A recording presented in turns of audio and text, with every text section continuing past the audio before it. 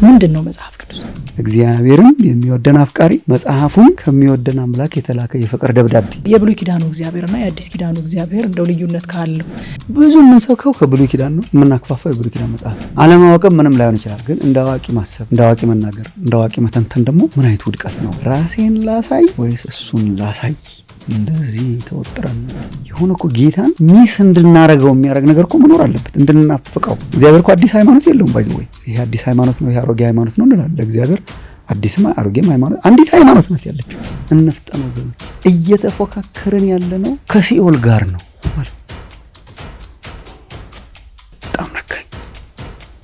አሁን እኛ እርስ በርስ ነው ሩጫ እየተፎካከርን ያለነውና ተራና ማይረባ በቃ እዚህ እንትን ማያረግ ሰው ማያድን ጠላት ያልሆኑ ሰዎችን ጠላት አድርገን ጠላት ያልሆኑ ሚኒስትሮችን ተፎካካሪ አድርገን ራሳችን ከራሳችን ጋር ተወዳድረን እንደቀደመን እየተሰማ ኢትዮጵያ ከኢትዮጵያ ጋር ተወዳድሮ እንደቀደመ ከተሰማው ከማን ነው የቀደመው? ኢትዮጵያ እኮ ቀደምኩ የሚለው ከኬንያ ከምናምን ጋር ሲወዳደር እና ከዚህ ራስ በርሳችን እየተጫወቱ ነው። ዋሻን የእንትን አሸነፈ እያለ በጣም ያስነቅሻል። እዚህ አካባቢ ያለው መራኮት ወገኖች በጣም እንፍጠን። ሰው እኮ እያለቀ ነው።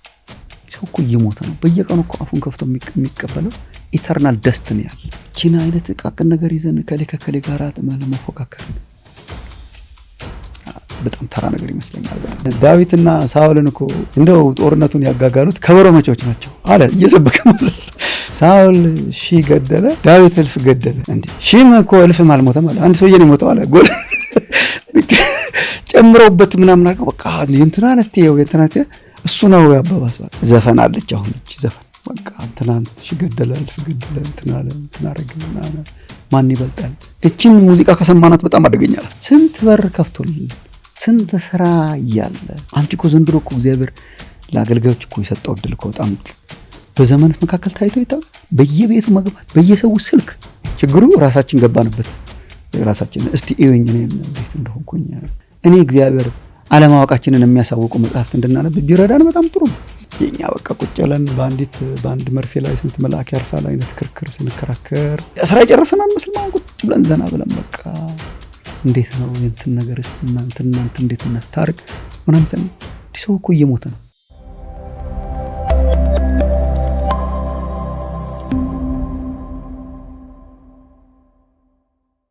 ጤና ይስጥልኝ የተወደዳችሁ የኒቆዲሞስ ሾው ተመልካቾች፣ ይህ ኒቆዲሞስ ሾው ነው። አዘጋጅና አቅራቢዋ ትዕግስት እጅጉ ነኝ።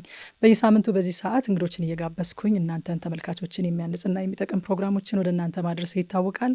ዛሬም አዲስ ፕሮግራም ይዤላችሁ መጥቻለሁ። ቆይታችሁን ከኔ ጋር እንድታደርጉ ግብዣዬ።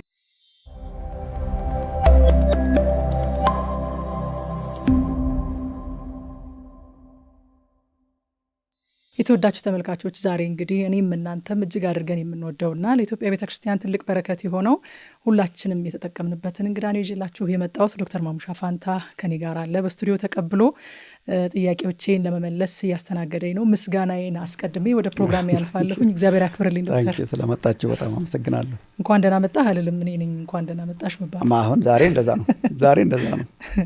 ለመጨረሻ ጊዜ በነበረን ቃለ ምልልስ አዲስ ዓመት ላይ ጊዜን ስለመዋጀት ተነጋግረን ነበርና በዛ ፕሮግራማችን ደግሞ ጊዜን መዋጀት እንዴት እንደሆነ ያካፈልከን ነገር ነበረ። እግዚአብሔር ቃል ተነስተህ በዛ ነገር ደግሞ እኔም ከኔም ጋር ያሉ በርካታ ወገኖች እየተጠቀምንበት እንገኛለን። የዛን ጊዜ ካስታወስክ ዘመንን መዋጀት እንዴት ነው እስኪ እንደው ፕራክቲካል ነገር ብትነግረን ብዬ። አንድ ሰው እኮ በቀላሉ አሁን 2018 ዓመተ ምህረት ነገ ይገባልና መስከረም 1 ዘፍጥረት 1 ብሎ ቢጀምር ጳጉሜ 5 ራዕይ 22 ቢደርስ ዘመኑን ዋጀው ማለት አይደለም ወይ ስትል በጣም ኢንስፓየርድ ሆንኩኝና ለራሴ ማጥናት ጀምሬ ከዛ ደግሞ ሌሎች ወገኖች ስለምን አብረው ማጥናት የሚፈልጉ ካሉ አያጠኑም ብዬ በጣም በርካቶች ሰብሰብ ብለን እግዚአብሔርን ቃል እያጠናን በጣም እየተጠቀምን ነውና ይሄ ራዕይ የተወለደበት 6 ወር ሆኖታልና ግማሽ ዓመት መጣ ነው። እግዚአብሔር ጸጋ ነው። እግዚአብሔር ይመስገን። በጣም እሰማለሁ፣ በጣም ብዙዎች ይጠቀማሉ። እኔም አንዳንድ ጊዜ ያለው በጣም የሚያስገርም ነው። በጣም እየተካፈሉ ያሉ ወገኖችም እንዲበረታቱ ሌሎችም ደግሞ ተጨምረው እኔ ኢንስፓየር እንደሆንኩትና ወደዚህ እንደመጣሁት ሌሎችም ደግሞ ተጨምረው አሁንም የእግዚአብሔርን ቃል ወደ ማጥናት የእግዚአብሔርን ቃል ወደ መፈለግ እንዲመጡ ነው በዋናነት ሐሳባችንና እንደው እስኪ መጽሐፍ ቅዱስን ከዘፍጥረት እስከ ራዕይ የማጥናትን ጠቀሜታውን አስፈላጊነቱን ያንን ባለማድረጋችንስ ያጋጠሙንን እንደ ቤተክርስቲያንም እንዳማኝም ያጋጠሙንን ተግዳሮቶች ብታሳየን።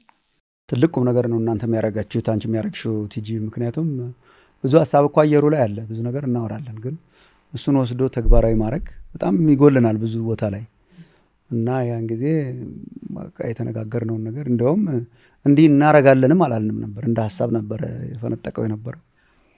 እሱን ወስዶ ቁም ነገር አድርጎ እንደዚህ ወደ ተግባር ማዞር በጣም በጣም ትልቅ ነገር ነውና እግዚአብሔርም የብዙዎችን ሕይወት እየነካ ነው። ደግሞ እግዚአብሔር ቢፈቅድ እንደ ባህል እየሆነልንም ከመጣ በጣም ወደፊት ለሚመጣው ትውልድም ራሱ ጥሩ ካልቸር ነው። በቃ ባህል ያው መጥፎ አይነት ሆኖም ሲጀመር መጥፎ ሆኖ ይቀጥላል።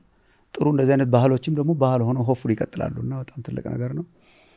መጽሐፍ ቅዱስ እንግዲህ አሁን እኔ ብዙ ሳስተምር መጽሐፍ ቅዱስን ሳስብ የምናገረው አንዱ ነገር መጽሐፍ ቅዱስን እንደ ዝም ብሎ የሃይማኖት ጫና አድርጎ ማሰብ እኮ ጥሩ አይደለም።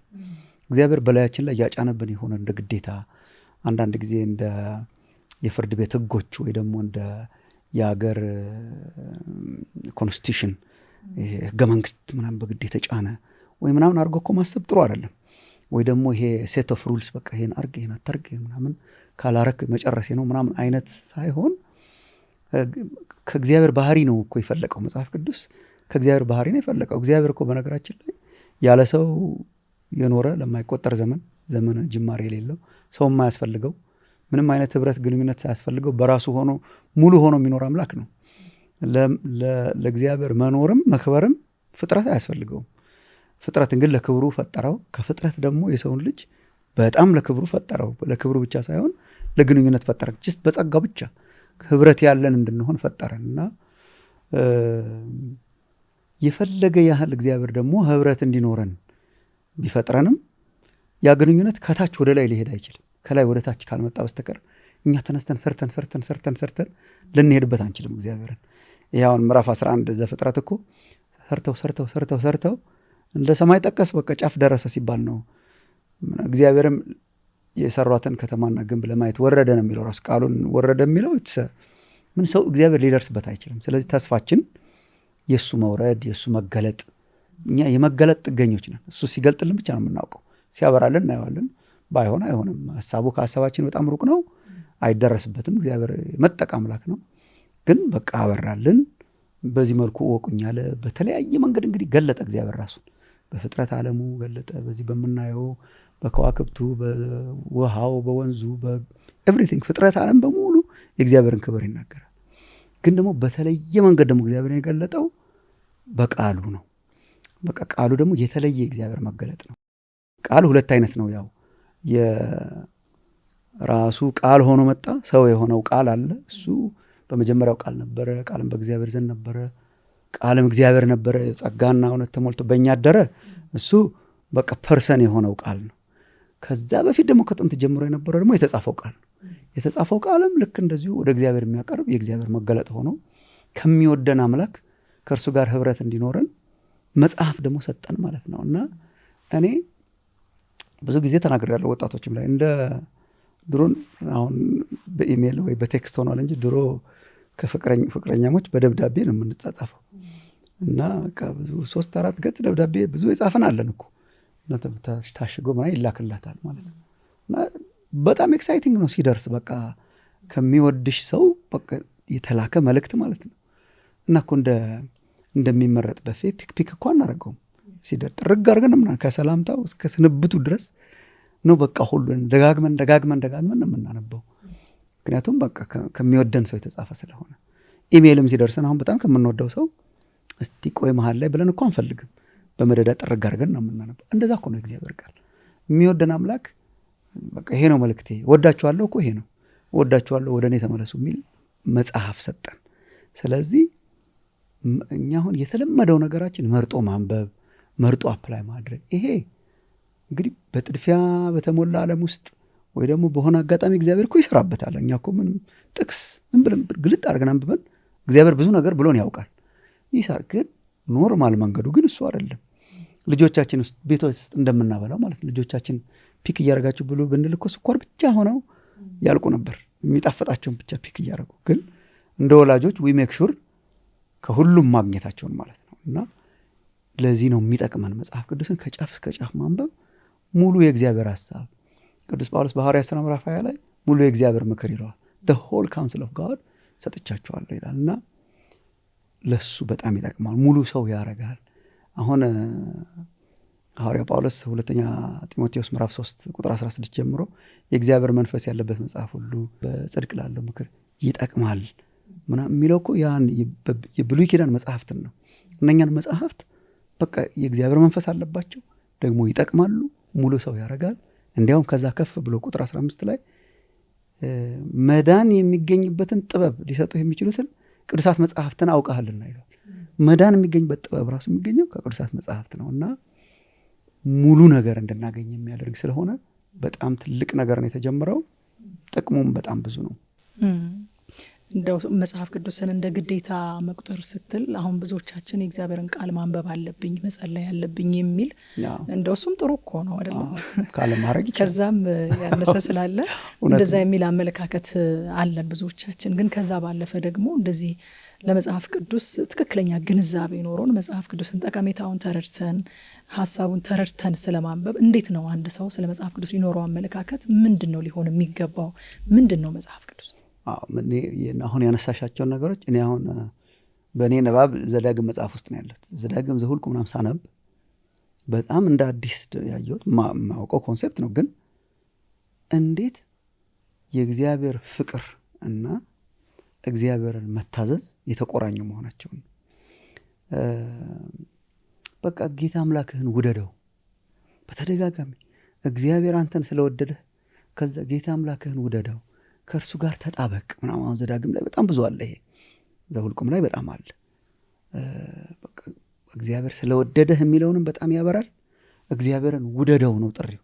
ከዛ ታዘዘው ቃሎቹን ፈጽም ምናምን ከዚህ ጋር የተቆራኘ ነው። የፍቅር ውጤት ነው እንጂ እንደ ግዴታ ነገር አይደለም። የሆነ እግዚአብሔርን ውደደው።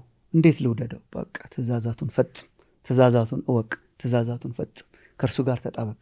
ብቻቸውን ስታያቸው ስራ ይመስላሉ። የፍቅር ምላሽ ሲሆኑ ነው እግዚአብሔርም የሚከብረው እኛም የሚቀለን ራሱ እና አሁን ያነሳሻቸው እነኚህ አሁን መጸለይ፣ ቃሉን ማንበብ ምናምን እግዚአብሔርን የምንረዳበት አረዳዳችን በጣም አፌክት ያደርገዋል። እግዚአብሔር ፕራይማሪሊ ውደዱኝ ነው ያለው። በቃ ወድጃቸዋለሁ። ፍቅር ነው ያለበት፣ በጣም ፍቅር ነው ያለበት። እስራኤልን ወደደ፣ አብርሃምን ሄዶ ጠራው፣ እኛን በክርስቶስ ወደደን። ከዛ ምንድን ነው በቃ የሰጠን ዋና ትእዛዝ እኮ እንደ ትእዛዝ ከቆጠር ነው ጌታ አምላክህን ውደደው ነው። ከዚህ ከተነሳን አሁን ቃሉን ለምንድን ነው የማነበው? ጌታ እግዚአብሔር አምላኬን ስለምወደው። ልክ ፐርስፔክቲቫችን በጣም መቀየር አለበት። እንደ ጫና ካየ ነው በጣም አስቸጋሪ። በጣም የሆነ መስሪያ ቤት እንደ ጫና ስንሄድ አሁን ለምሳሌ ሄጅ ሪፖርት ማድረግ አለ። አንድ ጓደኛ ይሆን ወደ ጌታ ሄዷልና አንድ ጊዜ የሆነ ችግር ገጥሞት ዛሬ 15 ዓመት እንደዚህ በፊት የሆነ ችግር ገጠማው። ሳያስበው አንዳንድ ነገር ውስጥ ገባና በኋላ አልታሰረም፣ ግን በየቀኑ ጠዋት 3 ሰዓት ላይ ነው ምናምን የሆነ መስሪያ ቤት እየሄደ ለአንድ ዓመት ሪፖርት ማድረግ ነበረበት። ይታያል፣ ይሄዳል፣ ይፈርማል። በቃ ከከተማ መውጣት አይችልም። ኦልሞስት እስር ቤት ባይሆንና እንደ ስራ ነው የሚሄደው። ምንም ወዷቸውም አይደለም ሰዎቹን ይሄዳል፣ ይፈርማል፣ ይመለሳል፣ ይሄዳል፣ ይታያል፣ ይመለሳል። አንዳንዴ እኮ ጸሎትና የእግዚአብሔር ቃል እኮ እንደዛ ሆነውብናል። አንዳንዴ እመጣለን፣ ዛሬ አድርሻለሁ፣ በቃ አንዳንድ ነገርም እንዳይደርስብኝ መንገድ ላይም በሰላም ውዬ እንድገባ። ይህ በጣም አድካሚ ነው። ሜይ ቢ የተሰላቸ ነገር ውስጥ ያስገባን ይሄ ነው። ኢየሱስ የመጣው እኮ ያ ፍቅር እንዲታደስ ነው። ተሰብሮ የነበረው በእግዚአብሔርና በእኛ መካከልና ለምንድን ነው የምጸልየው? የሆነ እኮ ጌታን ሚስ እንድናረገው የሚያደርግ ነገር እኮ መኖር አለበት፣ እንድናፍቀው። በቃ ሄጄ መቼ እደርሳለሁ አለች አይደል የሚለው ራሱ መዝሙረ ዳዊት መቼ እደርሳለሁ አለች አምላኬ ጋር። እሱ ግን ጸሎትን ስራ ሳይሆን በቃ ከእግዚአብሔር ጋር መገናኘት ያደርግልሻል።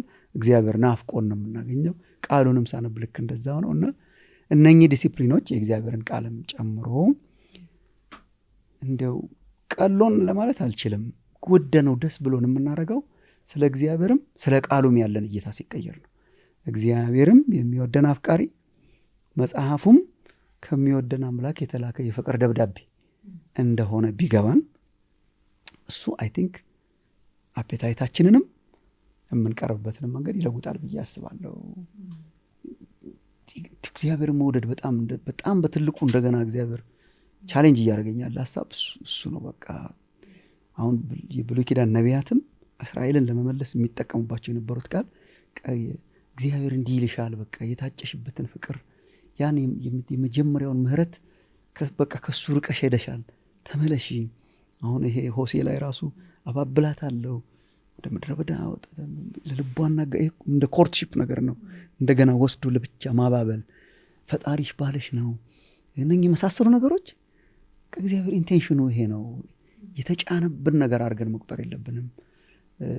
ከልጅነት ፒክ ያደረገን በደምሽ እንዳለሽ በህይወት ኑሪ ያልኩሽ ብሎ የጠራን፣ ከዛ ደግሞ ስታድጊ መጥቼ ጊዜው የፍቅር ጊዜ ነበረ የኔ ትሆኛለሽ አልኩ፣ ኦልሞስት በቃ አገባሁሽ፣ አንቺ የኔ ሆንሽ ማለት ብሉይ ኪዳን መጽሐፍት የምንላቸው ሁሉ ነው እኮ እንደዚህ አይነት ጥልቅ ፍቅር የሚናገሩት። አዲስ ኪዳን ስትመጪ ወርዱ፣ ስፋቱ፣ ቁመቱ፣ ርዝማን ምን ከመታወቅ በላይ የሆነውን ፍቅር ለማወቅ ትበረቱ ዘንድ ይላል ጳውሎስ ኤፌሶን 3 ላይ ለመታወቅ የማይችለውን የእግዚአብሔርን ፍቅር ታውቁ ዘንድ ይላል። ብንዋኝ ልንደርስ የማንችልበት የፍቅር ውቅያኖስ ውስጥ ነው እግዚአብሔር ያስገባና እሱ ፐርስፔክቲቭ መስተካከል ያለበት ይመስለኛል። አሁን መጽሐፍ ቅዱሳችንን ስናነብ ሌላው ቻሌንጅ ምንድነው? አዲስ ኪዳንና ብሉይ ኪዳንን የምናይበት መነጽርም ትንሽ እሱንም ብትቃኝልን ደስ ይለኛል። ብሉይ ኪዳንን እና አዲስ ኪዳንን የብሉይ ኪዳኑ እግዚአብሔር የፍቅር ያልሆነ የአዲስ ኪዳኑ እግዚአብሔር ደግሞ ፍቅር የሆነ እንደውም እኛ ስናጠና ራሱ አንዳንዶች ይገቡና አስተያየት ይሰጡናል። ጊዜያችሁን ዘሁልቁና ዘሌዋውያን ላይ ለምን ትፈጃላችሁ? በዚህ ጊዜያችሁ ለምን አዲስ ኪዳንን አታጠኑም?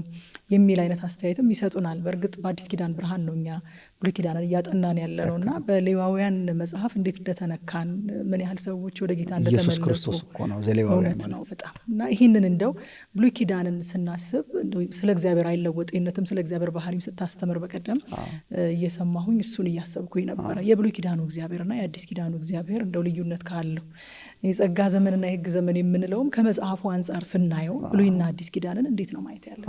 ይሄ እኮ መጽሐፍት ሁሉ ስለ እኔ ይናገራሉ ብሎ ራሱ በአዲስ ኪዳን መጥቶ መጽሐፍትን ሰብኮ ያንን ኢየሱስ ከተከተልን እንዴት ነው የብሉይ ኪዳን መጽሐፍት ጋር ማንደርሰው? እንግዲህ የብሉይ ኪዳንና አዲስ ኪዳንን በተመለከተ ምናልባት ብዙ ሰው የመረዳት ችግር አለብን ብዬ የማስበው እንግዲህ እግዚአብሔር የሰውን ማዳን ሲጀምር የጀመረው በኪዳን ነው። ኪዳን ማለት ይሄ ስምምነት ካቨናንት፣ ይሄ አግሪመንት ማለት ነው።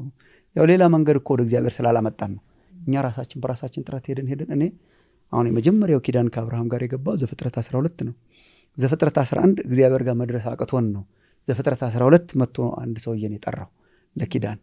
ኪዳኑ ራሱ የእግዚአብሔር ኢኒሼቲቭ ነው። ኢቭን ብሉይ ኪዳን እኮ በጣም የሚያስገርም የፍቅር ኪዳን ነው።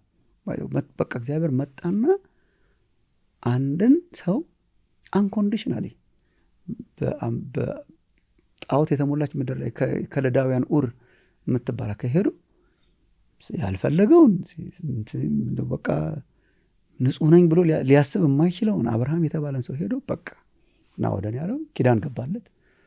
ባርካለሁ ለበረከት ትሆናለህ አለው። ከዛ ጀመረ ማለት ነው። ብሉይ ኪዳን የአዲስ ኪዳን ስሩ ነው። ስሩን እዛ ጀመረው እግዚአብሔር እና አንተን ባርካለሁ በአንተ አማካኝነት ደግሞ ኔሽን እሰጥሃለሁ አለው። ከዛ ደግሞ በዛች ኔሽን የእግዚአብሔር ዓላማ ይሄ ነው። አንድን ሰው ከዛ አንድን ህዝብ ከዛ ህዝቦችን ሁሉ ስቴፕ እኮ ነው። በቃ የተነጣጠሉ ኪዳናትም አይደሉም። አንዱ በአንዱ ላይ የተመሰረተ ነው እንጂ በቃ ትቼዋለሁ ቻው ብሎ የጀመረው አይደለም እኮ አዲስ ኪዳን። በብሉይ ኪዳን ስርና መሰረት ግንድ ላይ ከዛ የመጣ ዛፍ እኮ ነው። ከእሴ ግንድ በትር ይወጣል እንዳለው ከዛ እኮ ነው እግዚአብሔር ያወጣው። ኢየሱስንም ያመጣው እኮ ከብሉይ ኪዳን እኮ ነው። እግዚአብሔር በብሉይ ኪዳን በገባው ተስፋ ነው ያመጣው እና አብርሃምን አንድ ሰው ጠራ። እንግዲህ የእግዚአብሔር ይሄ የማዳን ታሪክ የምንለው ነው። ሳልቬሽን ሂስትሪ የምንለው ነው። ጀመረ ከሱ። እግዚአብሔር ግን አብርሃም ጋር ጀምሮ አብርሃም ጋር ለማቆም ሳይሆን ወደ አንድ ህዝብ ሄደ። ህዝብ ሰጠው፣ እስራኤል የተባለ። አሁንም እስራኤል ሚስ አንደርስታንድ ያደረገው እስራኤል ጋር ጀምሮ እስራኤል ጋር ለመቆም ሳይሆን በእስራኤል አማካኝነት ደግሞ ዓለምን ሁሉ አሕዛብን ሁሉ መድረስ ነው። እሱን ያደረገው እንግዲህ በጌታችን በኢየሱስ ክርስቶስ። ያ የመጀመሪያው ኪዳን ነው እየቀጠለ የመጣው። የብሉይ ኪዳንና አዲስ ኪዳን፣ አሮጌው ኪዳንና አዲሱ ኪዳን በምንልበት ጊዜ አሮጌው ኪዳን ልክ ነው ከህዝብ እስራኤል ጋር በሕግ ላይ የተመሰረተ ነበር። ቴዎክራሲ ነበር። አስተዳዳሪውም እግዚአብሔር ነበር። ሕጉም እንደዚያው ነበር። በሕግ ላይ የተመሰረተ ነበር። ግን ቅድም እንዳልኩት ነው የእግዚአብሔር የፍቅሩ ሪፍሌክሽን። ሕጉ ራሱ እኮ የፍቅሩ ሪፍሌክሽን ነው። ስለሚወድ ነው እግዚአብሔር ሕግን የሰጠው። ሕግንና ስርዓትን ሰጣቸው። ምን ማለት ነው? ግን ገና ኢንተርናላይዝድ አልሆነም። አሁን ምናልባት ብዙ ተመልካቾች አድማጮቻችን አሁን እንደ ኤርምያስ 31 አይነቶችን ቢያነቡ በጣም ጥሩ ነው። በኋላም ሮሜ ላይ ጳውሎስ ስለሚያነሳው ሕጉ እኮ ነው አሁንም ያለው። በአዲስ ኪዳን ምን ሆነ ከተባለ ኢንተርናላይዝ አደረገው እግዚአብሔር። ከኤክስተርናል ከውጭ የመጣ ከውጭ የሚሰጥ ከውጭ እንደ ጫና የሚነገር ስርዓቱን ሕጉን ምናምን በቃ በእንትን ጽፎ በታብሌት ላይ በጽላት ላይ ጽፎ ሰጠው። ተናጋሪዎችም ከውጭ የሚጭኑት ነገር ነበር። መታዘዝ አቃታቸው፣ አልቻሉም። በሕጉ መሄድ አልቻሉም። አንድ ቀን በሕጌ አስኬዳቸዋለሁ አለ እግዚአብሔር። አስኬዳቸዋለሁ ራሱ በኤርምያስ አይል ሜክ ሹር አስኬዳቸዋለሁ። እንዴት አድርገህ ማለት በቃ ሕጌን በልቡናቸው ኢንተርናላይዝ። አሁን ኢየሱስ መጥቶ ኃጢአት ከኛ ላይ ሲነሳ እግዚአብሔር ስታንዳርዱን ቀይሮ ድሮ ሕዝቤ በዚህ እንዲኖር ፈልጌ ነበር፣ እናንተ ግን ሳይሆን ውጭ የነበረውን ውስጥ አደረገው እግዚአብሔር። እኔ እንደውም ዚስ ዴይስ የማስተምረው እሱ ነው። የውጭ ገጽታዎች የነበሩ የአምልኮ ገጽታዎችን በሙሉ አፈራርሶ አይደለም የጣላቸው። ሕጉ አለ፣ ምን አረገው? በልቡናችን ጻፈው። መቅደስ አለ። ለምሳሌ የት ነው ያለው? ኢየሩሳሌም ነው። ምናስቴ እኛን አረገ ራሱ መቅደሱን እዚህ ውስጥ አረገው። እናንተ የእግዚአብሔር ቤተ መቅደስ ናችሁ። የኃጢአት ከኛ መገፈፍና መነሳት ውጭ የነበሩትን በሙሉ ወደ ውስጥ አረጋቸው። ፍርስርሱን አውጥቶ በቃ መቅደስም የለም አያስፈልግም አላለም። መቅደሱ ራሱ ሆነ መጀመሪያ ኢየሱስ ክርስቶስ። ከዛ ደግሞ በመንፈስ ቅዱስ በውስጣችን ሲኖር እኛ የእግዚአብሔር ሕያው ቤተ መቅደሶች ሆነን፣ ስለዚህ መሰዊያው እዚህ ሆነ። ሮሜ 12 ላይ እንደሚናገረው መሰዊያው እዚህ ሆነ። ሰውነታችሁን ሕያው ቅዱስ መስዋዕት አድርጋችሁ አቅርቡ። እዚሁ የትም ሳንሄድ እዚሁ። ካህናት ነበሩ፣ ካህናቱንም እኛው አረገ እና ሕጉን ሽሮት ጥሎት አያስፈልግም ብሎት አይደለም። በመጀመሪያ ደረጃ ኢንተርናላይዝ አድርጎት በውስጣችን የምንኖርበትን ብቃትና መንፈስን ሰጥቶን ነው አዲስ ኪዳን ያደረገው። ይሄ የኪዳናቱ ለውጥ ነው። እንግዲህ ብሉይ ኪዳን በሙሴ አማካኝነት በሕጉ አማካኝነት የመጣ በአብዛኛው ኤክስተርናላይዝድ የሆነ እስኪደርስ ድረስ ጊዜው እስኪደርስ ድረስ ነበር። ከዛ ከመስቀሉ በኋላ ደግሞ በኢየሱስ ክርስቶስ በአዲሱ ሙሴ በኢየሱስ ክርስቶስ አማካኝነት በመስቀል ላይ ሲሞትልን ሕጉን አምጥቶ ኢንተርናላይዝ አድርጎ የምንኖርበትን መንፈስ ሰጥቶ የመንፈስ ፍሬ አረገው። ድሮ ከውጭ ነበር፣ አሁን ፍሬ አረገው፣ ውጤት አረገው። ስቲል ሕጉን ነው የምንኖር። ሕግን ለመሻር አልመጣም ጌታችን። እኛም ሕግ አልባ እንድንሆን አልመጣም፣ ስርዓት አልበኞች እንድንሆን አልመጣም። እነኛን ሕጎች የምንፈጽምበትን መንፈስ ሰጥቶ የውስጥ አረገው በክርስቶስ ኢየሱስ። አዲስ ሆነ፣ ሁሉ አዲስ ሆነ። ከእስራኤል ጋር ነበር፣ አሁን ኪዳኑ ከሕዝቦች ሁሉ ጋር ሆነ። ሕግን በመፈጸም ወደ እግዚአብሔር ለመምጣት የሚደረግ ሙከራ ነበር። አሁን ሕግን የፈጸመውን ክርስቶስን በመቀበል ወደ ሕጉን ወደ መፈጸም የምንመጣበት ሆነ። አዲስ ኪዳን ሆነ። የእውነት በቃ እግዚአብሔር አዲስ ዘመንን አመጣ። ግን አሁን የድሮው ኪዳን ምን ሆነ ሲባል ዕብራውያን መልእክት እንደሚነግረው በቃ ተሽሯል። እግዚአብሔር ሁለት ኪዳን የለውም አሁን ከሕዝብ ጋር። አሮጌው ያልነው ለሱ ነው። አሮጌውን ሕግ ሽሮ አዲስን ኪዳን አመጣ። አዲሱ ኪዳን ግን የአሮጌው የኪዳን ስታንዳርዶችን የምንኖርበት ማለት ነው። እሱን አመጣ እና አንዳንድ ሰው የሚመስለው ግን መጽሐፍቱንም ሰርዞ የብሉይ ኪዳን መጽሐፍት አሉ፣ የአዲስ ኪዳን መጽሐፍት አሉ። አሁን ኪዳኑ ከመጽሐፉ በላይ ነው እኮ። አሁን ራሱ ኢቭን እኮ አዲስ ኪዳን የአዲስ ኪዳን መጽሐፍት እኮ ኪዳኑን ትንትን አድርገው የጨረሱ አይደሉም። ስንት እኮ ገና እኮ የምናውቀው ገና እኮ ያ የአዲስ ኪዳን ብርሃን እኮ ሙሉ ለሙሉ ገና እኮ አልበራለን። አሁን እኮ ይሄ ሁሉ መጽሐፍ ተሰጥቶን በድንግዝግዝ እንደምናይ ነው ይላል። ይሄ ሁሉ መጽሐፍ ተሰጥቶን እንደገና ደግሞ መንፈስ ቅዱስ በውስጣችን ኖሮ አሁን በድንግዝግዝ አንድ ቀን አጥርተን እናየዋለን። ገና እኮ ነው። ስለዚህ ኪዳኑ እና ከእግዚአብሔር ጋር ያለን ሪሌሽንሽፕ ከመጽሐፍቱ በላይ ነው። መጽሐፍቱ ይጠቁሙናል፣ ያሳዩናል፣ ግን ከዛ በላይ ነው። ስለዚህ አዲስ ኪዳን ማለት መጽሐፍቱ አይደሉም። አዲስ ኪዳን እነኚህ የአዲስ ኪዳን መጽሐፍት ናቸው። አሁን ሲጀምርም ራሱ የአዲስ ኪዳን መጽሐፍት የሚለውን ልክ መጽሐፋችንን ስንገልጠው መጽሐፍ ቅዱስ ማህበራት የሚያደርጉት የብሉይ ኪዳን መጽሐፍት ይላሉ፣ የአዲስ ኪዳን መጽሐፍት ይላሉ። ስለዚህ መጽሐፍቱ አሉ፣ ኪዳኑ አለ። የኪዳኑ መጽሐፍት ማለት ነው የዛ አግሪመንቱ መጽሐፍት ማለት ነው። የብሉይ ኪዳን መጽሐፍት ማለት ነው። መጽሐፍቱ ዘላለማዊ ናቸው። መጽሐፍት እኮ ዘላለማዊ የእግዚአብሔር መልእክቶች ናቸው። አይሻርም። አንዲት ነቁጣ፣ አንዲት ሰረዝ አታልፍም ይላል ኢየሱስ። ምንም አታልፍም፣ ትፈጸማለች እንጂ አታልፍም። የብሉይ ኪዳን መጽሐፍት አሁን ስክራፕ ተደርገው የተጣሉ አይደሉም። መጽሐፍቱም አሉ፣ ሕያዋን ናቸው። ሕያው መሳሪያ ነው። አሁን ቅድም ያነሳውልሽ 2 ጢሞቴዎስ ምዕራፍ 3 የእግዚአብሔር መንፈስ ያለበት መጽሐፍ የሚለው የአዲስ ኪዳን መጽሐፍት ነው እንዴ? መቼ ተጻፉ? ገና እኮ የዛኔ መቼ ገና እጁም ላይ የሉም። ጳውሎስ እየተጻፉ ነበር፣ በሂደት ላይ ነበሩ። ትንቢት ከቶ በሰው ፈቃድ አልመጣምና ቅዱሳን ሰዎች በመንፈስ ቅዱስ ተነድተው ጻፉት። በመጽሐፍ ያለው ትንቢት የሚለው ጴጥሮስ የአዲስ ኪዳን መጽሐፍት ነው እንዴ? እንደ ውዳሴ ነው የነበራቸው። የብሉይ ኪዳንን መጽሐፍት ሲያስቡ መገረም ነው የነበራቸው ሐዋርያቱ። ኪዳኑ መሻሩን እየነገሩን በመጽሐፉ ይገረማሉ። ይህም ወንጌል በቅዱሳት መጽሐፍት እንደተጻፈ ብሎ እኮ ነው ጳውሎስ የሚጀምረው። ሮሜ 1 ሲጀምረው በቅዱሳት መጽሐፍት እንደተጻፈ የመጽሐፍት ፉልፊልመንት። ስለዚህ ኪዳኑ ተሽሮ አዲስ ኪዳን ሆኗል የሚሉት ጸሐፍት በኪዳኑ መጽሐፍት ግን ስቲል ይገረማሉ። የመዳን ጥበብ መዳን የሚገኝበትን ጥበብ ሊሰጡ የሚችሉት ናቸው የሚሉት እኮ የአዲስ ኪዳን መጽሐፍት ነው። ዕብራውያንን እኮ አይደለም በሱ እጅ ያኔ የነበረው። እኛ አሁን ኮምፕሊት ሆኖልናል። ያኔ የነበሩትን የብሉይ ኪዳን መጽሐፍት ናቸው። እና ቅድም እንዳልሽም ከዘፍጥረት እስከ ሚልኪያስ መጽሐፍ ድረስ ስንመጣ ኢየሱስ ክርስቶስን ነው የምታየው። የአዲስ ኪዳን ፉልፊልድ ሆኖ ነው የምታየው። ስታንዳርዱ አልተቀየረም። ከተሰጡን መጽሐፍት ውስጥ አንዱም እንኳን የሚወድቅ ነገር የለውም። ሁሉም ለትምህርታችን፣ ሁሉም እንድንታነጽበት ነው የተሰጠን። ሰው የብሉይ ኪዳን መጽሐፍት አልፈልግም ብሎ አዲስ ኪዳን ቢያነብ ኮምፕሊትም አይደለም። ኮምፕሊት ያልሆነው ለምንድን ነው? ነገር እኮ ፍጹም የሚሆነው ከስር መሰረቱ ስታውቂው ነው። እኔ አዲስ ኪዳንን ባነበብኩ ቁጥር ወደ ብሉይ ኪዳን ተመልሼ መሰረታዊ ነገሩን እንዳይ ይገፋኛል። ብሉይ ኪዳንን ባሰብኩ ቁጥር አዲስ ኪዳን ይታየኛል። ምክንያቱም የእግዚአብሔር መጽሐፍት የማይሻሩ መጽሐፍት ስለሆኑ። ሌላው ቅድም ያነሳሽው ነው። እግዚአብሔር የማይለወጥ አምላክ ነው። እንዴት ሆኖ ነው ሀሳብ ቀይሮ በዚህ መንገድ ነበር ላድን የፈለግኩት፣ በቃ ትቼዋለሁ፣ ሌላ አምጥቻለሁ፣ ያንን እርሱ እንደዛ እኮ ዘላለማዊ ፕሮግራም እኮ ነው ያስፈጸመው። የማይለወጥ አምላክ ነው። ቃሉም የማይለወጥ ነው። ህግጋቱ የማይለወጡ ናቸው። ይፈጸማሉ እንጂ አይለወጡም።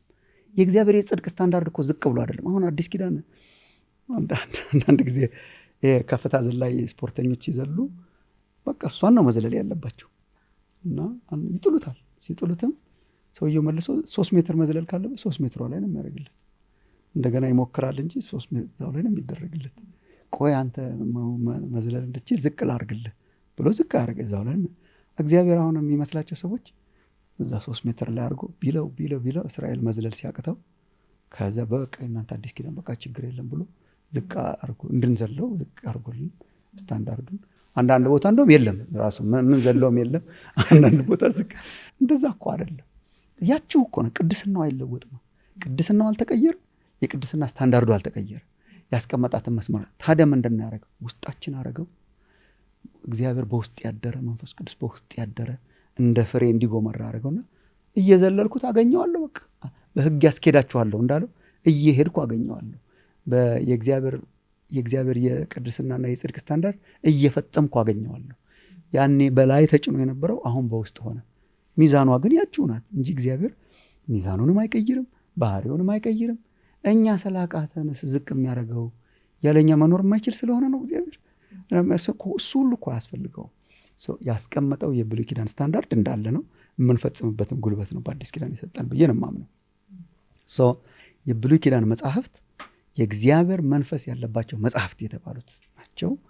በእግዚአብሔር መንፈስ ነጅነት የተጻፉ ናቸው። ጴጥሮስ እንደሚነግረን ትንቢት ሁሉ ዝም ብሎ በሰው ፈቃድ አልመጣም የሚለው እነሱን ነው። ተብሎ ተጽፏል እያለ ነው እንጂ ኢየሱስ ያስተማረው አያስፈልጋችሁም አላለም። ሐዋርያቱም እግዚአብሔር በቃሉ እንዲህ ተብሎ እንደተጻፈ እያሉ የጠቀሷቸው እነሱን መጽሐፍት ናቸውና የብሉይ ኪዳን መጽሐፍን የሚያክፋፋ መንፈስ ከእግዚአብሔር ሊሆን አይችልም። ራሱ እግዚአብሔር ብድግ አድርጎ የሰጠን እንዴት የተክፋፋ ሊሆን ይችላል? ዘላለማዊ ህግጋት ናቸው። በእግዚአብሔር ሕዝብ ህይወት ውስጥ እንዲሰሩ፣ እንዲለውጡ፣ እንዲያሳድጉ የተሰጡንና እይታችንን መቀየር አለብንና ዘሁልቁ እና ማቴዎስ እና ዕብራውያን እና ሰቆቃወ ኤርምያስ እነኚህ ሁሉ የእግዚአብሔር ቃላት ናቸው። አንዳንዱ ደስ አይልም። ምንም we have to be very honest። አንዳንዱ ለማንበብ ደስ ይላል። በቀኝሽ ባጠገብሽ በቀኝ 10,000 ይወድቃሉ ምናምን የሚለውን ሳነብ እንትን ይሰማሻል። ዘኍልቍ ስትገቢ ማት ነገር የመጋረጃ ሳይዝና ሁሉም ኢኳሊ ቀላል አይደሉም። ሁሉም ኢኳሊ ኢንትረስቲንግ ላይሆኑ ይችላሉ። አሁን ኢንትረስት ሲጎላቸው ሰዎች ብናስወግደውስ ይላሉ። ዛሬ አልጀመረም። እርግጥ ጠዋት አሁን ስለ ማርቲን ሉተር አንስተን ነበር። አንዳንድ መጽሐፍት ይሄ ነገር ባይኖር ምናምን ብሎ ያውቃል፣ ግን ቤተክርስቲያን ቦታዋን ይዛ ነው የኖረችው። አንዳንድ ቅዱሳን ይነሱና ይሄ ምናምን አሁን ኢዮብ መጽሐፍ አሁን ሰቆቃወ ኤርምያስ አሁን ልክ አንደርስታንድ አደርጋለሁ። ኢኳሊ ቀላል አይደሉም፣ ኢኳሊ ኢንትረስቲንግ አይደሉም፣ ኢኳሊ አስፈላጊ ናቸው። ግን ኢኳሊ አስፈላጊ ናቸው። በቃ ይሄ ስናነበው ቀለል ያለም ይመስለው ድልድል የሚያሰማው እና ያኛውም ኢኳሊ ለሰው ልጅ በጣም አስፈላጊ ናቸው። ያው የሰው ልጅ የሚፈልገውንና የሚያስፈልገውን ለይቶ አያውቅም። የምንፈልገውን ብቻ ነው የምንፈልገው፣ ግን የሚያስፈልገን እኮ አለ። የምፈልገው ማኔ በቃ እስቲ አምጣልኝ ብትይኝ የምፈልገው ሌላ ነው፣ የሚያስፈልገኝ ግን ከምፈልገው በላይ ነው። እና በሱ አንጻር ነው የብሉይ ኪዳን መጽሐፍት ማየት ያለብን ብዬ ኢየሱስ ባየበት መነጽር፣ ሐዋርያቱ ባዩበት መነጽር ካላየን ምን አዲስ ሃይማኖት ነን ማለት ነው? ምንም እኮ እግዚአብሔር እኮ አዲስ ሃይማኖት የለውም። ባይ ዘ ወይ አሁን እኛ ይሄ አዲስ ሃይማኖት ነው ይሄ አሮጌ ሃይማኖት ነው እንላለን። ለእግዚአብሔር አዲስም አሮጌም ሃይማኖት አንዲት ሃይማኖት ናት ያለችው። አንዲት እሷ እየተገለጠችልን እየበራችልን እየተጨመረባት ስር እየሰደደች ቅጠል እያወጣች ፍሬ እሷ እኮ ናት ያለችው። አንዲት ለአባቶቻችን የተሰጠች አንዲት ሃይማኖት ነው ያለችው። እና እሱን ሁሉ ስክራፕ አድርገን ሌላ ሃይማኖት ካልሆነ በስተቀረ በሐዋርያት በነቢያት መሰረት ላይ የተመሰረተ እግዚአብሔር በብዙ አይነት መንገድ በብዙ አይነት ጎዳና ለአባቶቻችን ሲናገር ቆይቶ ብሎ የቀጠለ ወንጌል እኮ ነው የኛ ወንጌል እንጂ ያኛውን ስክራፕ ያደረገው ወንጌል አይደለም። እኛ የእውነት ከዘኍልቍና ከነ ዘሌዋውያን የሕግ መጽሐፍትን ስናጠና አሁን 6ኛ ወራችን ላይ መዝሙርን አጋምሰን አልፈናል እና እነዛን መጽሐፍት ስናጠና በእውነት የነበሩ ሰዎች ይመሰክራሉ። በየምሽቱ በየዕለቱ ነው የምናጠናው። ማታ ማታ ከ3 ሰዓት እስከ 5 ሰዓት ድረስ በቀጥታ ስርጭት ነው የምናጠናው እና ከ400 እስከ 600 ሰው ነው ተሰብስቦ የሚያጠናው በየዕለቱ እና እያለቀስን ነው ስናጠና የነበረው። እያንዳንዱ መጽሐፍ ውስጥ ኢየሱስን እያየን እያንዳንዱ መጽሐፍ ውስጥ የእግዚአብሔርን ፍቅር የእግዚአብሔርን ጸጋ እያየን በእንባ ነበረ ስናጠና የነበረው። በእግዚአብሔር ፍቅር ተነክተን በእንባ የእውነት የብሉይ መጽሐፍት እንደዚህ ይወደዳሉ ወይ እያለ ሰው ሁሉ የብሉይ መጽሐፍትን እንድንጠላ ተደርገናል። ፎር ሳም ሪዝን በተለያዩ ስብከቶች እንድንጠላ ተደርገናል። ተምታታ ነገር አለ በጣም ብዙ የምንሰብከው ከብሉይ ኪዳን ነው የምናክፋፋው የብሉይ ኪዳን መጽሐፍት። እኔ አሁን እንዲሁ ሪሰርች ቢሰራ ብዙ ስብከቶች አብርሃምና ሳራ፣ ጎልያድና ዳዊት ምናየ የምንፈልጋቸውን እኮ እንደውም እኔ አዲስ ኪዳንን በጣም መስበካችንን አምኖት ይችላል የምንሰብከው። ከዛ ግን ስንፈልግ ነው የምንመዘው። ከዛ ደግሞ አይ ብሉይ ኪዳንም ተሽሯል መጽሐፍቱም አያስፈልጉም። ይሄ አዲስ እምነት ካልሆነ በስተቀር ለአባቶቻችን እግዚአብሔር የገለጠው እምነት ሊሆን አይችልም። በጣም እግዚአብሔር እንዳልሽው ነው እንዲህ ኢየሱስ አይደል እንዲህ እያልን እኮ ነው። እኔም ራሴ ገረም እንዲህ ምናምን እያልሽ ነው የምታነቢው። ከዛ የእኛ አድቫንቴጅ ምንድን እነሱ በሩቅ ነው የተሳለሙት፣ እዛ እያዩት ሰላምታ ነው ከርቀት ነው። እኛ እንደ ወደ ኋላ ነው የምናየው ፉልፊልመንቱም ስላየ ነው ኢየሱስ አይደለም እንዲህ እያልን እየተገረምን የእግዚአብሔር ዘላለማዊነት አይለወጤነት ምን አይነት አምላክ ነው ቱ ዘ ቬሪ ዲቴል መዳናችንን እንደዚህ አድርጎ የጻፈው ያቀደው። ሰርፕራይዝድ አይሆንም እግዚአብሔር እንዴ እንደዚህ ሆነ እንዴ አይልም። በቃ ከመጀመሪያው ፕላን ያደረገው ነገር ነው የሆነው። እና ብሉይ ኪዳን መጽሐፍትን እየሰበክን የብሉይ ኪዳን ድሎችን እያወጅን እናውጃለን እያወጅን ሳንፈልግ ደግሞ አይ የተሻረ መጽሐፍ ነው ልንል አንችልም። በቃ የብሉይ ኪዳን መጽሐፍትም የኪዳኑ ኤክስፕሬሽኖች ናቸው። ኪዳኑ ከዛ በላይ ነው። የአዲስ ኪዳን መጽሐፍትም የኪዳኑ ኤክስፕሬሽንስ ናቸው። ኪዳኑ ከዛ በላይ ነው። ኪዳናቱን የምንረዳው ግን መጽሐፍቱን ስናውቅ ነው እንጂ የተሻረ ልክ ነው። በጣም እኔ የተምታታ ነገር ነው የሚታይ። ኢቨን ብሉይ ኪዳን አያስፈልግም ብሎ አዲስ ኪዳንን የሚያውቅ ሶሳይቲ እኮ ብንሆን አረባካችሁን ጨምርበት። እኛ እኮ ይሄ እኮ የዲሴፕሽን ነው እንጂ በቃ አንዳንድ ጊዜ እኮ ሃይ ሌቭል መንፈሳዊ ውጊያ የሚያስፈልግ ነው የሚመስለኝ። በእኛ ሀገር አውቆ ነው መጽሐፉን እንድንጥልለት ነው።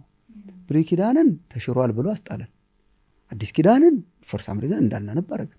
ከዛ ብሉይ ኪዳንን እንደዛ አድርጎ አስጥሎን አዲስ ኪዳንን ደግሞ ቁጭ ብለን እንዳናኝከው ደግሞ ዋናው መንፈስ ቅዱስ ነው። ቃሉ አይደለም መንፈስ ነው። አሁንም ቃል ታነባለህ ይልሻል። አዲስ ኪዳንም ቢሆን እኮ አይቀርም። ይሄ መንፈስ በጣም አደገኛ መንፈስ ነው ብዬ ነው እኔ ከተማሪዎች ጋር ድሮ ባይብል ኮሌጅ እንዲያው ትልቅ መንፈሳዊ ውጊያ ውስጥ ከገባችሁ ይሄን ጋኔን ነው መምታት ያለብን። መጽሐፍ የሚያስጥለውን እቺ ጉባኤ ውስጥ የምትንጫጫውን ሁላችን እናወጣታለን።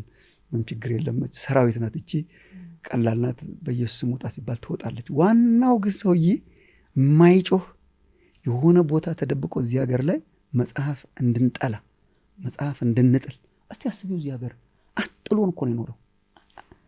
በቋንቋችን ቁጭ ብሎ በቃ ሰክሰስፉል ነው በቃ ምን ያደርጋል ምናምን እያለ ከዛ እኛ ደግሞ መጣንና ብሉይ ኪዳን ምን ይሰራል? በቃ ብሉይ ኪዳን ተሽሯል፣ ጥቅስም እናገኛለን ለሱ ጣልንለት። በቃ አዲስ ኪዳን ማቴዎስ ወንጌል ምናምን ገና የዘር ሐረግ ስንጀምር እንትና ስቲል ማንፈልጋቸው ብዙ ነገሮች አሉ። አይ መረጥ አድርግ፣ ዋና በመንፈስ መቀጣጠል ነው። ጣለው መጽሐፉን ደግሞ አለ። ብሉይንም ጣልን አዲስንም ጣልን። ምንድነው ያልጣልነው ነገር? እና የነቃ ትውልድ ይነሳል፣ እየተነሳ ነው ብዬ አምናለሁ።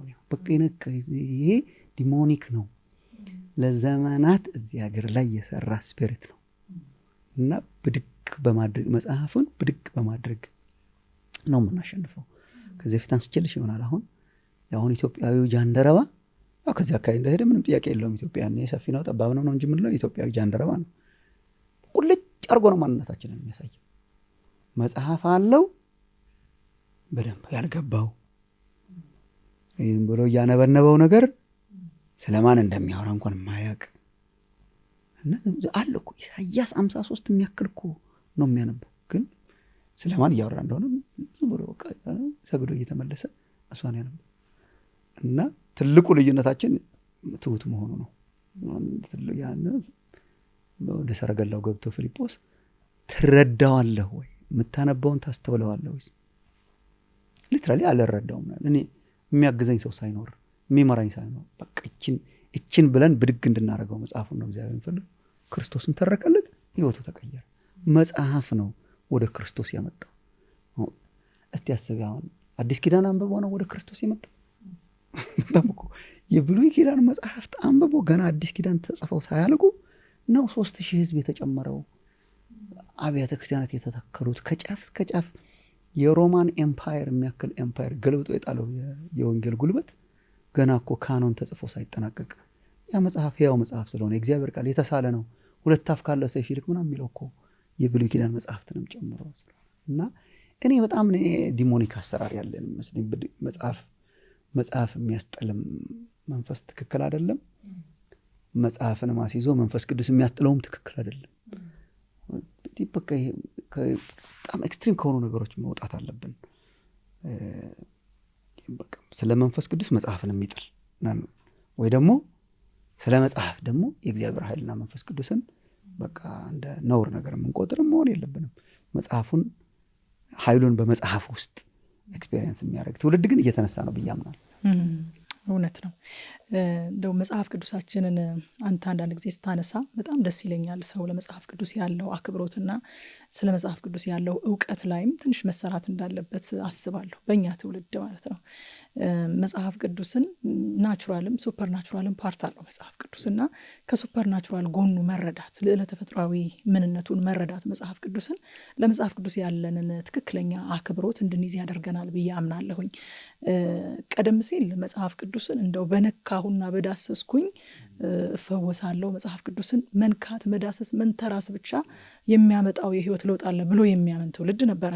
አሁን ደግሞ ሌላ ጽንፍ ውስጥ ገብተን መጽሐፉን የማጣጣል የማናናቅ፣ የእስራኤልን ታሪክ ምናምን የማለት ዝም ብሎ የታሪክ ሰነድ አድርጎ የማየት ነገር አለና እሷን እንደው ትንሽ ሚዛናዊ ማድረግ በጣም በጣም አሁን የእስራኤል ታሪክ ለኤፌሶን ቤተክርስቲያን ተብሎ ተጽፎ እንዴት አንተ ታነባለህ ይላሉ እኮ አዲስ ኪዳንን ማመት ለቆሮንቶስ እያለ ምን ይላሉ? ቢካዝ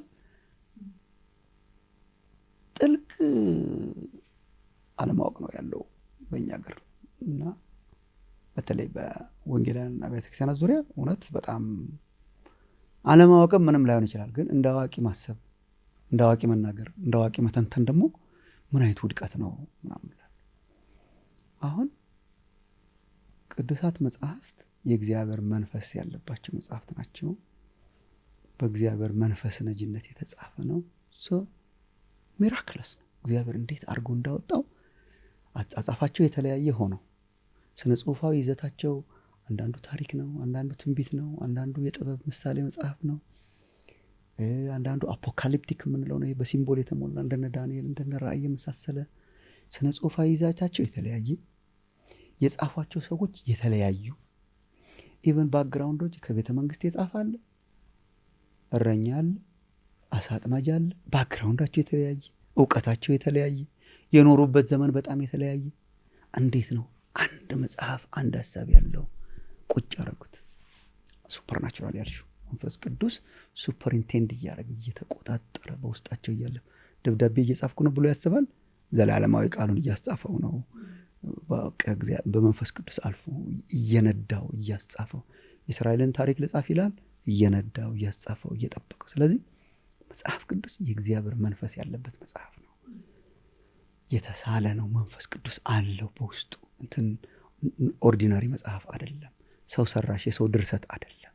እንደ ጋዜጣ ቁጭ ብሎ ሰው ያፈለቀው የፓርቲ አቋም ለማንጸባረቅ የክርስትናን አቋም ለማንጸባረቅ የተጻፈ ምርጡን ኢቭን እኔ የእግዚአብሔር ቃል መሆኑን መጽሐፍ ቅዱስ አንዱ የምረዳው ምርጡን ብቻ አለ መጽሐፍ ነው። በአንድ በኩል እግዚአብሔር ራሱን ዲፌንድ የሚያደርግ አምላክ ደስ የሚለውንም ደስ የማይለውንም አንዳንድ ጊዜ የሰዎችንም ድካም ምናምን አድርጎ በውስጡ አልፎ ሱፐርናቹራል ነገር ያፈለቀ አምላክ ነው። ስለዚህ መጽሐፍ ቅዱስ መንፈሳዊ መጽሐፍ ነው። መንፈስ አለው። የቅድም ያልሽው ቴምፕቴሽን አለ ወይ በቃ መጽሐፍ ብለን የመያዝ የማቀፍ እንትን የማረግ ምናምን ያመጣብሻል። ግን አት ሴም ታይም ደግሞ መጽሐፍ ቅዱስ ደግሞ በሰዎች ማንነት ውስጥ አልፎ የተጻፈ ነው። እንደ ሮቦት እንደ ኮምፒውተር ታይፕራይተር እኮ አይደለም የተጠቀመባቸው። በቃ አእምሯቸውን አስቶ ሳይሆን በአእምሯቸው ተጠቅሞ በቋንቋቸው ተጠቅሞ በራሳቸው ቋንቋ በራሳቸው ባህል በራሳቸው ኮንቴክስት አድርጎ ነው ደግሞ እግዚአብሔር አሳልፎ ያመጣ። ስለዚህ ለቆሮንቶስ፣ ለኤፌሶን፣ ለእስራኤል ለምናም መሆኑ ሰውኛ ስለሆነ በራሳቸው ማንነት በራሳቸው ቋንቋ በራሳቸው ባህል ለራሳቸው ኢሹ አድሬስ ለማድረግ ብሎ ስላስጻፋቸው፣ መንፈሳዊ ስለሆነ ደግሞ ዘላለማዊ ሬሌቫንስ ያለው ነው። ስለዚህ ሁለቱ ባላንስ ያለሽ መጽሐፍ ቅዱስ ስናነብ በዛ ካልቸር በዛ ቋንቋ ለዛ ቤተክርስቲያን ስለተጻፈ ለነሱ ምን ማለት ነው ብሎ የሚጠይቅ፣ ከዛ ደግሞ በመንፈስ ቅዱስ ነጅነት ደግሞ ለዘላለማዊ ለእግዚአብሔር ሕዝብ የተጻፈ ስለሆነ ይሄ ዛሬ ለኔ ምን ማለት ነው ብሎ የሚጠይቅ የሚያሰላስብ እንጂ አንዱን ሳይድ ብቻ። አሁን ለምሳሌ ይሄ መንፈስ ያለው መጽሐፍ ነው ብለን ይዘነው ብናድር ምን ሊያደርግ? ኃይሉ የሚገለጠው በማንበብ ኃይሉ የሚገለጠው በማመን አሁን እምነት ከመስማት ነው፣ መስማትም በእግዚአብሔር ቃል ነው ይላል ጳውሎስ ሮሜ 10 ላይ። ካልሰሙ እንዴት ይድናሉ እኮ ነው የሚለው። መስማት ያስፈልጋል። ጴጥሮስ ሲናገር የነበረውን በሰሙ ጊዜ ነው የሚለው። ልባቸው ተነካ፣ ተነስተው ተጠመቁ። በሰሙ ጊዜ መስማት፣ ማንበብ፣ ተነስተህ አንብብ ነው የእግዚአብሔር ጥሪ። በቃ ወደ ቀኝም ወደ ግራም አትበል፣ አንብብ። ላይክ ኃይል አለው መጽሐፉ አለው። እንዴት ነው የሚገለጠው? ሳነበው፣ ሳሰላስለው፣ ስንሰብከው፣ ስንሰበከው በዚያን ጊዜ ነው የሚገለጠው። ስለዚህ የእግዚአብሔር ኃይል በውስጡ ያለበት መጽሐፍ ስለሆነ ደግሞ ኢንተርፕሬቴሽን ደግሞ ይጠይቃል፣ አንደርስታንዲንግ ይጠይቃል፣ ሪዲንግ ትዕግስት ይጠይቃል። ቢኮዝ በእኛ ቋንቋ ሳይሆን በሌላ ቋንቋ፣ እኛ በምናውቃቸው ቋንቋዎች አይደለም የተጻፈው። በእኛ ባህል ሳይሆን በሌላ ባህል ስለተጻፈ ደግሞ ትርጓሜ በሚባል ድልድይ ደግሞ እናሻገረዋለን ማለት ነው። ከነሱ ወደኛ ከቆሮንቶስ ለቆሮንቶስ አይደለም የተጻፈው ነው። ጳውሎስ ለቆሮንቶስ አይደለም የጻፈው ነው። ምንም የሚያሳፍርም እኮ አይደለም። ለምን? መጽሐፍ ቅዱስ በሰው አልፎ የተጻፈ ስለሆነ። ሌላ ቁጭ በልና ቃሌን ጻፍልኝ ብሎት አይደለም የጻፈው ጳውሎስ። የጻፈው መንፈስ ቅዱስ ሱፐርኢንቴንድ እያደረገ ነበር፣ ከስህተት እየጠበቀ ነበር፣ ዘላለማዊ ቃሉን እያወጣ። ጳውሎስ ግን ደብዳቤ እየጻፈ ነበር። ስለዚህ ለነሱ ምን እያላቸው ነው ብለን እንተረጉማለን፣ ለነሱ የተጻፈ ስለሆነ። መንፈስ ቅዱስ ግን ሱፐርኢንቴንድ እያደረገ ስለሆነ ጳውሎስ ያለው እግዚአብሔር ያለው እኛ ሰሞኑን እንዳወጅ ነው ማለት ነው። ጸሐፊዎቹ ያሉት በቃ እግዚአብሔር ያለው፣ መጽሐፉ የሚለው እግዚአብሔር የሚለው ነው በመንፈስ ቅዱስ ስለሆነ። ለከሌ ተብሎ የተጻፈው ደግሞ በእነሱ ኮንቴክስት ስለተጻፈ ነው። ኢንተርፕሬት እያደረግን ደግሞ ወደኛ እናመጣዋለን የሚል ባላንስ በጣም ያስፈልጋል። እግዚአብሔር እንግዲህ የመጽሐፉን ክብር እየመለሰ ያለበት ዘመን እንደሆነ አምናለሁኝ። በጣም ብዙ ትውልድ አለ የእግዚአብሔርን ቃል የሚጠማ የሚፈልግ፣ በጣም ትልቅ ነገር ነው እየታየ ያለው። አሁን እንደው ሪቫይቫል ማለት ይሄ ነው ብዬ የምለው እኔ የእግዚአብሔርን ቃል ወደ መውደድና ወደ መፈለግ ሰው እየመጣ ስለሆነ እንግዲህ ወንጌላውያን አብያተ ክርስቲያናት ከሰንበት ትምህርት ቤት ጀምሮ ልጆችን እንደውም በዋናነት የመጽሐፍ ቅዱስ ቃል ሜሞራይዝ እንዲያደርጉ ማድረግ ሁሉ የወንጌላውያን ባህል ነው እና ጥቅሶችን ሜሞራይዝ ያደርጋሉ። ድሮ እንደውም ከወንጌላውያን አማኞች ጋር ስትነጋገሩ ስለ መጽሐፍ ቅዱስ አታንሱ፣ በቃ እነሱ አንዴ ከጀመሩ ማቆሚያ የላቸውም ይመባል። በመጽሐፍ ቅዱስ እውቀት የመታወቅ መጽሐፍ ቅዱስ ጥቅሶችን ሜሞራይዝ በማድረግ የመታወቅ አይነት ነገር ነበርና አሁን ግን ሜሞራይዝ ማድረግንም የማክፋፋት ነገር አለ። ተሸመደደ እኮ አይደለም እንዲህ ባለ እኮ አይደለም ምናምን ብሎ የማጣጣል ሁሉን ነገር የማጣጣልና ወይ ሌላ የተሻለ ነገር አልያዝን ቅድም እንዳልከው ሜሞራይዝ ማድረግንም አሁን በጣም እያጣጣልን እንገኛለን። ታሪክን እንደው ትንሽ ብናነሳ ደስ ይለኛል። የኔ ጥያቄ መቼ የማያልቅም። መጽሐፍ ቅዱስ እንዲሆነ እግዚአብሔር ይላል። ከታሪክ አንጻር ደግሞ እንደው ለመጽሐፍ ቅዱስ ያለን ቫልዩ እንዲስተካከል ቦታውን እንዲይዝ የሚያደርግ ትንሽ ነገር ብትነግረን ደስ ይለኛል። የመጽሐፍ ቅዱስ ታሪክ እንደው ምን ይመስላል? በተለይ በእኛ ሀገር ደግሞ ማለት ያው እግዚአብሔር ከዚህ ሀገር ጋር አንዳንድ ጊዜ ምን የተለየ ጉዳይ አለው ሲሉ ሰዎች ጆሮዬን ከፈት የማደርግበት አንዱ ምክንያት እግዚአብሔር በታሪክ ውስጥ የሰራቸውን ሳውቅ ነው፣ ሳይ ነው። ምንድን ነው ምክንያቱ? እግዚአብሔር አሁን የክርስትና ኤሌመንት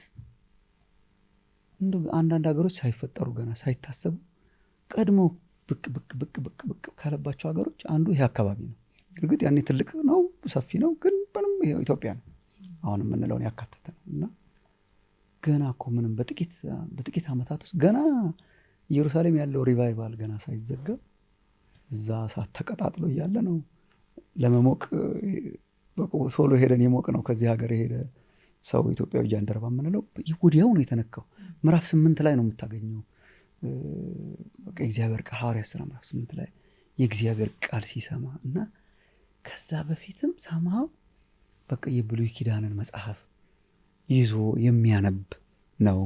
የጂዊሽ ኤሌመንትም ስለነበረ እዚሁ አካባቢም ከዛ በቃ እሺ ሌላውን ነገር ረስተን እንኳን በቃ ወደ 3ኛው 4ኛው መቶ ክፍለ ዘመን ስንመጣ ደግሞ እግዚአብሔር መልእክተኞችን በቃ ወደዚህ ሀገር ሲልክ እኔ የኢትዮጵያን ቤተክርስቲያን ታሪክ በውስን ደረጃም እንኳን ለማንበብ ስሞክር እገረማለሁ። በቃ የሚሄዱበት መጓጓዣ ተሰብሮ የት እንዳሉ ሳያውቁ ጠፍተው አክሱም አካባቢ ኤንዳፕ ባረጉ ሰዎች ወንጌል ገባ እኔ ይሄን እንዳጋጣሚ ምናምን አልወስደው። ከዛ መጡ እነሱም በቃ ተቸግረው እያለ ነው አክሱማይት ኪንግደም እንትን ያረጋቸው መጡ ምናምን አሉ። ከዛ ቁጭ ብለው መጽሐፍ ቅዱስ ተርጉመው ከግሪክ ደግሞ ወደኛ ቋንቋ ወደ ሀገራችን ቋንቋዎች ከዕብራይስጥ አለ በቃ ኤሌመንቱ ምናምን አለ እና የሚያስገርም አይነት ሂስቶሪክ እንትን ነው ያለ። እግዚአብሔር ብቻ የሆነ ነገር በቃ አለው። ለምንድን ነው ያደረገው አናቅም። በጣም ከሁሉ ሀገር የምንበልጥ የተሻለን ህዝቦች ስለሆነ ነው? አይ ሁሉ ኃጢአትን ሰርተዋል የእግዚአብሔር ክብር ጎድሏቸዋል ነው የሚለው መጽሐፍ ቅዱስ። ግን በቃ አለና መጽሐፉ አለን። እኔ ያኔም ቢሆን አሁንም ቢሆን እንደሚገባ ይዘነዋል ወይ አንበበነዋል ወይ ተጠቅመንበታል ወይ የሚለውን አድርገናል ሲባል ነው እኛም አንገኘው። ጥንትም ችግር ነበር። እዛ ውስጥ ምን አገባን? የሪሰንት ታሪካችን እንኳን አሁን የወንጌላውያን እምነት እንቅስቃሴ እንዴት ነው የመጣው ምናምን ቢባል እኮ በቃ መጽሐፉን እንድንረዳ ሆነ።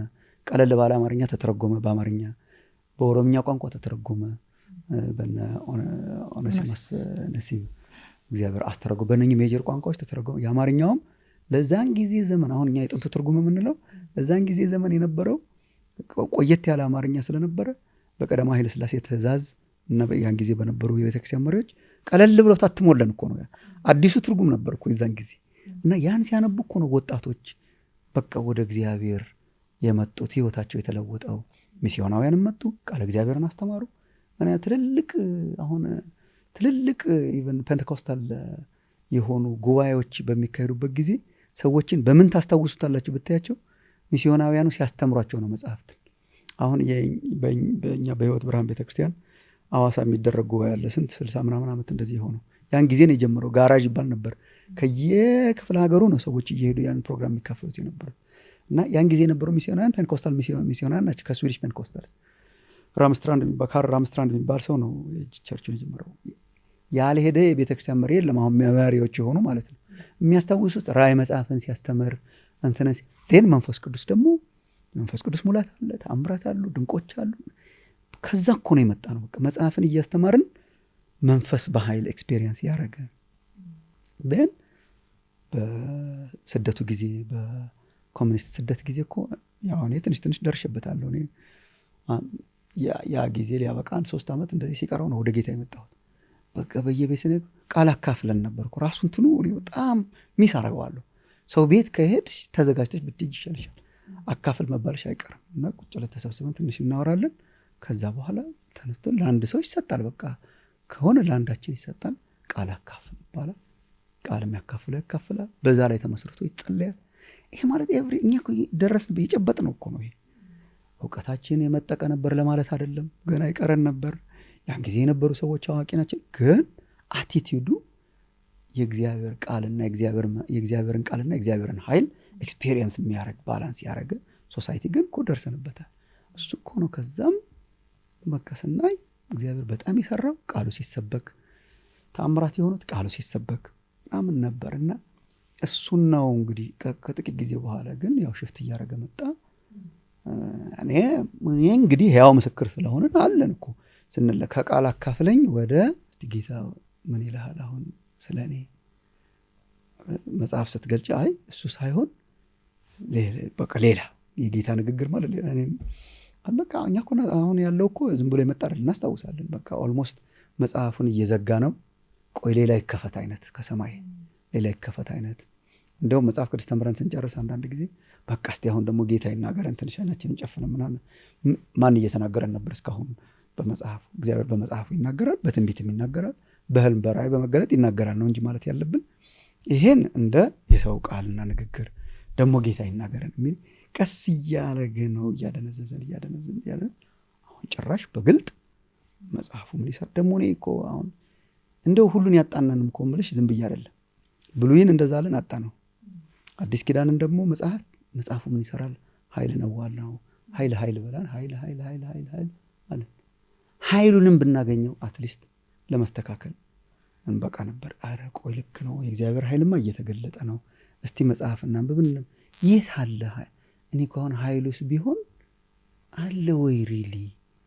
እንዲሁ እግዚአብሔር እውነት የምንለው ያ ኃይል ተገልጦ እንዲሁ በቃ ድንቆችና ሳይንስን ወንደርስ አሉ ወይ የሚመስሉ ለሰው ማጭበርበር የተጋለጡ ቻንስ 50-50 ፕሬዲክሽኖች እነኚህ ነው ኃይል የምንላቸው። እኔ እግዚአብሔር ሲሰራ ከዚህ በላይ ስላየን ስለምንጠብቅም ኃይሉን እንኳን የያዝ ነው አይመስለኝምና በኃይል ሰበብ እንድንዘጋው፣ በኃይል ሰበብ እንድንቀብራው እንደወረደ የሚል ኮንሴፕት አምጥተን እንደወረደ ማለት በራእይና በትንቢት ሲገለጥ ይሄኛው ዝም ብሎ በቃ እንደ ሬፈረንስ ምናምን የሚለው ቀስ እያልን ነው ዲክላይን ያደረግ ነው እንጂ እንደዛ ነበር። የእስራኤል ህዝብ ያው የኪዳኑ ህዝብ የሚታወቀው ራሱ የመጽሐፉ ህዝብ ነበር የሚባል the people of the book ነበር የሚባለው። መጽሐፍ ያለው ህዝብ ደግሞ እነ ሙሴም ራሱ አፕሪሼት ሲያደርግ እንዳንተ አይነት ህዝብ የለም። እግዚአብሔር የሚፈልገውን ጽፎ የሰጠው በቃ ኪዳን የሰጠው መጽሐፍ የሰጠው ህግና ስርዓት የሰጠው ደግሞ ታስተምራቸው ዘንድ መልካሙን መንፈስ ሰጣቸው። መንፈሱን እንዳንተ አይነት ህዝብ የለም። በመጽሐፍ የሚመራ ትራዲሽን ነው ያለ። አዲስ ኪዳን ሲመጣ አሁን ኢየሱስ ሲመጣ መጀመሪያ መጽሐፍ እንደገለጠ ታውቂያለሽ። የአገልግሎቱ መጀመሪያ መጽሐፍ መግለጥ ነው። ፈርስት በቃ ከድንግል ተጸንሶ ተወለደ፣ አደገ በጥበብ በቁመት፣ እንደን ተጠመቀ። ፓብሊክ አገልግሎት ሲጀምር እስከዛ ድረስ አገልግሎት አልጀመረም። አገልግሎት የጀመረው በናዝሬት ምኩራብ ገብቶ መጽሐፍ ከፍቶ ተርትሮ የዛን ጊዜ ስክሮል ስለሆነ በማንበብ መጽሐፍ በማወጅ እሰብክ ዘንድ ተደጋጋሚ እዛ ላይ ያለው ቃል እሰብክ ዘንድ የኢየሱስ አገልግሎት የጀመረው መጽሐፍ በመግለጥ፣ የሐዋርያቱ አገልግሎት የጀመረው መጽሐፍ በመግለጥ እና ቀስ እያለን ነው ያዳፈን ነውና እሱን ምርኮ መመለስ አለብን። እና እንዳልሽው ነው ሁሉን የሚያውቁ አልነበሩም የድሮዎቹ ክርስቲያኖች። ግን መጽሐፍ የሚጠቅሱ መጽሐፍ የሚያነቡ ቃል የሚካፈሉ ኖት የሚይዙ ነበሩ የዛን ጊዜ። እና አይ ቲንክ ውድቀታችን የጀመረው መጽሐፉን ከመዝጋት ነው ብዬ የማስበው። እውነት ነው። እኛ እንግዲህ ቅድም መጀመሪያ ላይ እንዳነሳሁት የአዲስ ዓመት እንግዳ ሆነህ በቀረብክ ጊዜ ዘመንን ስለመዋጀት በሰጠህን ሀሳብ እኔ በዛ ለራሴ ለማጥናት አስቤ በጀመርኩት ሌሎች ወገኖችም ከኔ ጋር ለማጥናት ፈቃደኛ ሆነው አብረን እያጠናን በጣም በቃ የሚገርም እድል ሆኖልናል። የእውነትም በቃ 2018 ተላልፎ ተሰጥቶናል። ጳጉሜ 5 ፈራሁት እስከሚሉ ሰዎች ሲያልቅ ደግሞ እንዴት ነው ምን ሆነው እስከሚሉ ድረስ ነው በጣም እየተጠቀምን ያለ ነውና እኔ በራሴም ስም የዚህ ደግሞ የመጽሐፍ ቅዱስ ጥናት ተጠቃሚ በሆኑት ወገኖቼም ስም ቴንኪው ማለት ፈልጋለሁ። እግዚአብሔር ይመስገን። በጣም እንደው ይገርማል። የእግዚአብሔር መንፈስ መሆን አለበት እኮ ምን እንደምናወራም እኮ ፕላን ያደረግነው አልነበር። የአዲስ ዓመት እንትን ነው የነበረውና እግዚአብሔር ብቻ አመጣው። አንቺም ሲሪየስ ሊወስደሽ ኢምፕሊመንት አደረግሽው።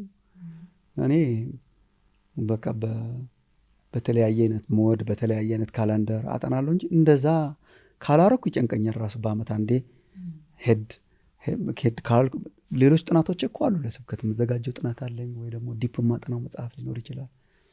እና ይሄ እንዲሁ ሆፕፉሊ ደግሞ እግዚአብሔር በቃ ልማድ አድርጎ ያስቀርልናል ብዬ አምናለሁ። እና ምንም እንደው እግዚአብሔር ያደረገው ነገር ነው። እኔም ገረመኝ ወዲያው መጀመርሽን ሳይና በጣም በጣም ትልቅ ነገር ነው። እግዚአብሔር እውነተኛ አዲስ ዓመት አረገልን ማለት ነው። በቃ አሁን በጣም እውነት ነው። የሆነ መሰረት ተከለልን ማለት ነው። እግዚአብሔር እውነት ነው።